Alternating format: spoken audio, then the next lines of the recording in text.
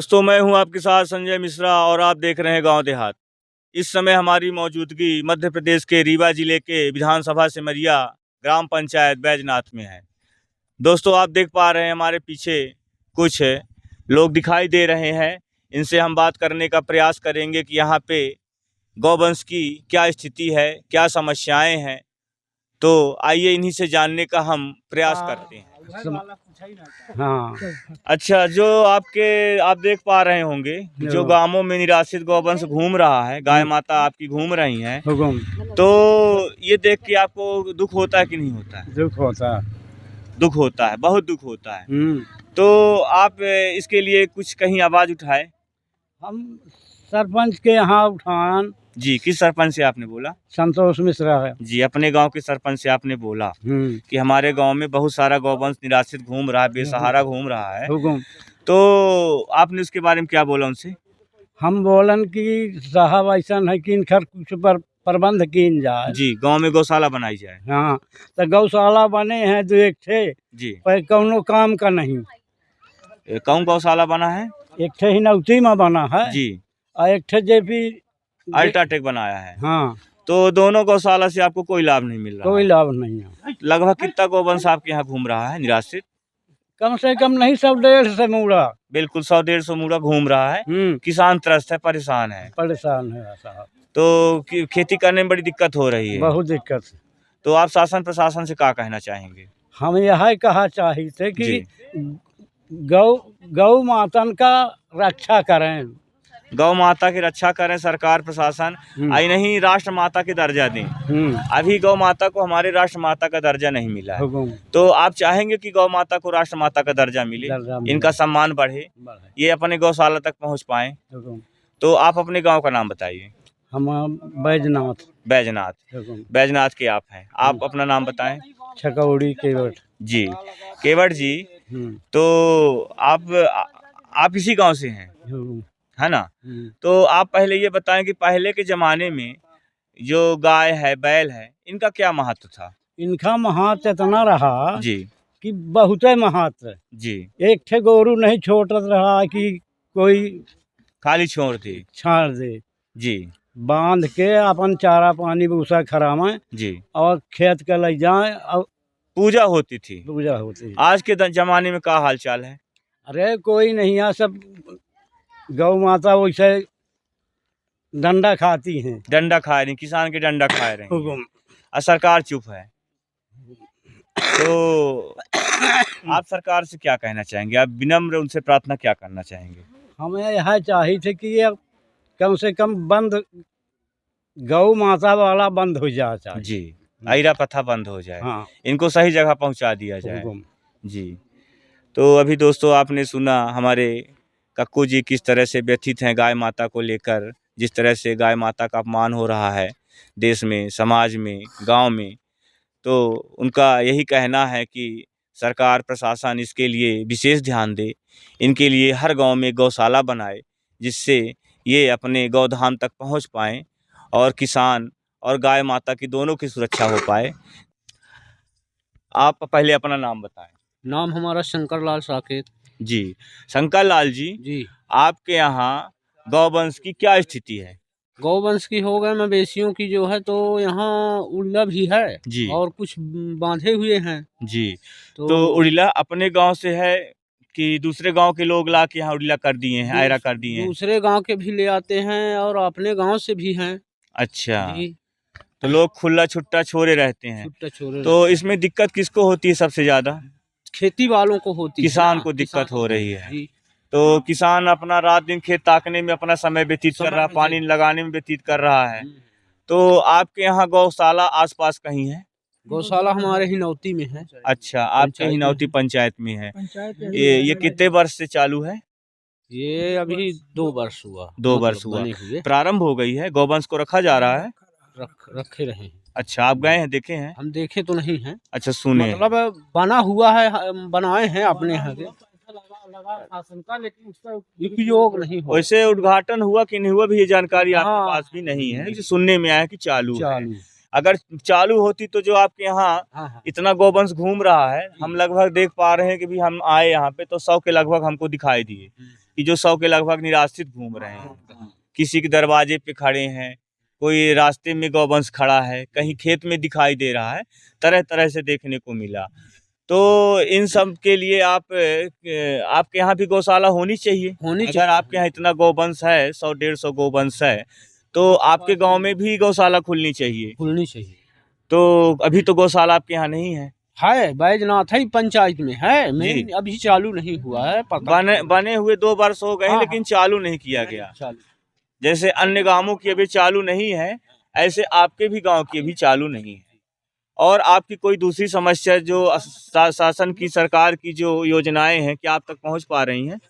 लाभ हम लोगों के पास अब देखिए क्या है ना, हम लोगों को आवास मिला है, न लेटरिन का लाभ मिला है जी। और जो है तो अपना ये सब किसानी वाला हम लोगों को लाभ नहीं मिल रहा है। उसमें पट्टा चाहिए ना हम लोगों को जमीन का। अच्छा। तब ना हम लोग आगे कार्य करेंगे, तब आप लोग भी उस योजना से जुड़ पाएंगे। तो जमीन अपने पास है ही नहीं एक भी? अब हमारे पास है, मतलब तो ज्यादा नहीं, जो है तो 7-8 डिसमिल, मतलब उससे तो मिलने लगता है 7-8 डिसमिल से लगभग। हाँ, मिलने लगता है, तो उसका लाभ नहीं मिल रहा। तो आवास आपको मिला? नहीं मिला, आवास भी नहीं मिला। आपके परिवार में किसी को मिला? परिवार में भाई जी को एक जन को मिला है हमारे। अच्छा। और अदर मिला है 1-2 जन को। अच्छा जी। बाकी गांव में आवास भी ठीक ढंग से नहीं मिल रहा, अभी तक उस हिसाब से नहीं मिला। जितना घर अभी कच्चे देखे जा सकते हैं। हाँ। कई लोगों के कच्चे मकान हैं, अभी सबको आवास नहीं मिल पा रहा है। तो आप दादा पहले अपना नाम बताएं। छोटेलाल साकेत। छोटेलाल साकेत। छोटेलाल जी, आपके यहाँ ग्रामीण, जैसे हम देख पा रहे हैं, यहाँ आपके यहाँ रोड भी गई है, लेकिन रोड भी ठीक ढंग से यहाँ नहीं बनी हुई है। रोड, नाली, पानी की यहाँ क्या स्थिति है आपके यहाँ? ये क्या बताएं सर, बहुत स्थिति है यहाँ, बहुत। तो हमारे यहाँ न तो नल पाइप लगा दिए, वो भी नहीं है। अच्छा, नल जल योजना चालू हुई, सरकार जगह जगह नल लगाई छोटे छोटे, तो वो भी आपके यहाँ चालू नहीं हुई? चालू। ये लगे हुए कितने दिन हो गए? 1-2 महीने, 5-6 महीने हो गए। 5-6 महीने हो गए, लेकिन अभी तक ये पानी टंकी कहाँ बनाई गई? टंकी उधर बनी है, कहीं आगे बनी। तो कहीं वो पानी की सप्लाई चालू हुई? नहीं चालू, कहीं नहीं चालू हो पाई, सिर्फ बनी है, लेकिन अभी योजना का लाभ मिल नहीं पा रहा है जी। तो सर, जो ऐरा प्रथा है ये गौवंश की, तो इसमें आप किसे जिम्मेदार मानेंगे? जैसे निराश्रित गौवंश घूम रहा है, बेसहारा घूम रहा है, तो इसमें आप किसे जिम्मेदार मानेंगे? ये जिम्मेदार जो ये बनाए गए हैं गौशाला। अच्छा, गौशाला जो बनाए गए हैं, उसमें क्या है कि कर्मचारी रख के उसको देख रेख करने के लिए जी, जैसे गाय भाग रही हैं उसको अंदर करके और उनकी व्यवस्था करें जी। पंचायत का काम है ये, है कि और शासन जिस पे निर्भर करवाती है जी, उसका काम है जी। वो सब यहाँ मिल के और व्यवस्था का शासन सही उपयोग करे, तो यहाँ माल मवेशी सब बदल जाए, सब व्यवस्था हो जाए। तो अब आप सब लोग ग्रामवासी सब आवाज क्यों नहीं उठाते हैं? आवाज अब क्या है कि यहाँ एक व्यक्ति है, अलग अलग सब जी, तो एकष्ठा अगर एक सहमति हो जाए, एकता बन जाए जी, तो आवाज उठ सकती है। लेकिन सब अपने अपने काम में, सब अपनी अपनी जिंदगी में व्यस्त है, किसी के पास 10 मिनट का टाइम नहीं है कि वो भी इस मुद्दे में बात कर सकें, सरकार से बोल सकें, प्रशासन से बोल सकें कि हमारे गांव में निराश्रित गौवंश इतना घूम रहा है। जब आप बताएंगे कि हमारे यहाँ 100 से 150 निराश्रित गौवंश है, तभी उसकी कोई उसकी गौशालाएं हैं तभी बनाई जा सकती हैं, अन्यथा कहाँ बन पाएंगी? तो हमारे यहाँ गांव से थोड़ा हट के बनी है, दूसरे बगल में गांव में पंचायत में रहे है जी, लेकिन वो गांव हिनौती गांव है, उसमें वो बनी है गौशाला जी। लेकिन वो पता नहीं कि उसमें गाय बेड़ी जाती है कि नहीं बेड़ी जाती। अगर बेड़ी जाती भी होती तो उसमें कर्मचारी तो यहाँ से आपके लगभग 1.5 किलोमीटर दूर अल्ट्राटेक कंपनी है आपके मध्यपुर में, इसने भी लगभग 7 से 8 करोड़ का गौशाला बनाया है।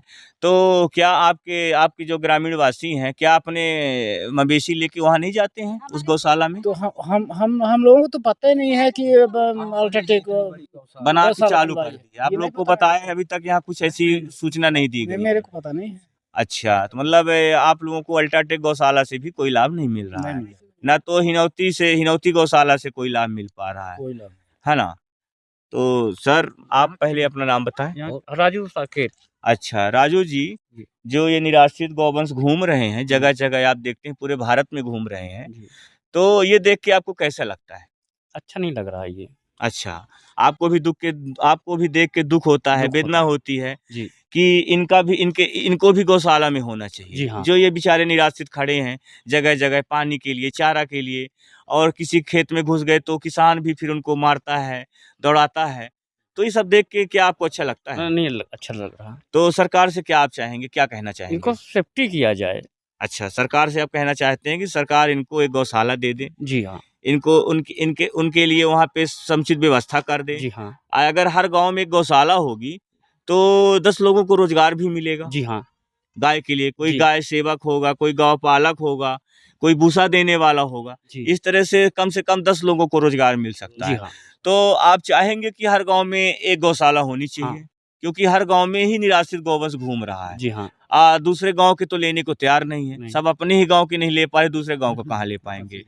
तो आप प्रशासन से क्या कहना चाहेंगे? यही कि बनाया जाए गौशाला हर गाँव हर में बनाए, पंचायत में, हर पंचायत गाँव में एक गौशाला होनी चाहिए। उनको सेफ्टी किया जाए। उनको सेफ्टी किया जाए। और आप ये बताइए कि जैसे इतनी योजनाएँ आती हैं लोगों के लाभ के लिए, तो क्या वो ज़मीनी स्तर तक वो योजनाएँ पहुँच पा रही हैं? जैसे आप क्या पानी की योजना हो गई, घर-घर पानी पहुँचाना है सरकार का, जल नल योजना चला रखी है, आपका रोड के लिए कर रखी है, नाली के लिए कर रखी है। तो क्या गाँवों में सब अच्छे से देखने को मिल रहा है? नहीं मिल रहा। सिर्फ़ कहने की बातें हैं कि ये सब योजनाएँ चल रही हैं, सब पन्नों में है, फाइलों में है, बाकी आपको देखने को नहीं मिल पा रही हैं। अगर तो पाइपलाइन बिछ गई, उसके बाद भी चालू नहीं हो रहा है। जैसे 5-6 महीने हो गए पाइपलाइन बिछे हुए, भी चालू नहीं हो रहा। लेकिन सिर्फ़ चालू नहीं कर पाए, टंकी बन गई है, नल गड़ गए हैं, सिर्फ़ कनेक्शन नहीं दे पा रहे हैं। कनेक्शन नहीं दे रहे हैं। है ना? आप इस चीज़ से बहुत दुखी हैं। जी। है ना? तो दोस्तों आपने अभी देखा कि ग्रामीण हमें कुछ मिले बैजनाथ के, इन्होंने अपनी छोटी-छोटी समस्याएँ बताई, और इनका कहना है कि जो देश की योजनाएँ हैं, जो भाजपा सरकार देश में योजनाएँ लाती हैं, वो गाँवों तक नहीं पहुँच पा रही हैं। तो दोस्तों आप इस बारे में क्या कहेंगे? अपनी राय अवश्य दें। इसी के साथ हम अपनी बात को विराम करना चाहेंगे। धन्यवाद।